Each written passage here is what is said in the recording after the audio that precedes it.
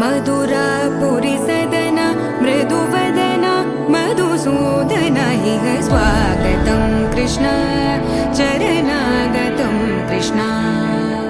मधुरापुरी सदना